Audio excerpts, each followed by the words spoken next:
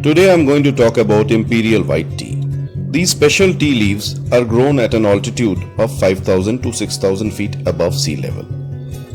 Its name derives from the fine silvery white hairs on the unopened buds of the tea plant. Usually it's made from the first flush tea when a tea plant is at its prime growth state. Let me talk about the health benefits of white tea.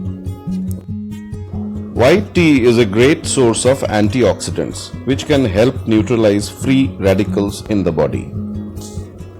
White tea can help lower the bad cholesterol, which in turn supports heart health.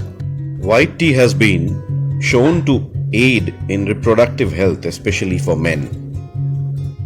White tea can help fight cancer by reducing the spread of cancer cells.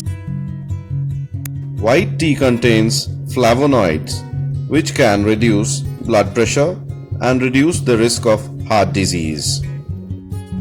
White tea contains catechins which helps increase fat burning and boost your metabolism. White tea contains antioxidants that helps to protect brain cells from oxidative stress. It's a stress reliever. White tea contains polyphenols and fluoride, which prevents cavities and reduce plaque, so it is very good for your teeth.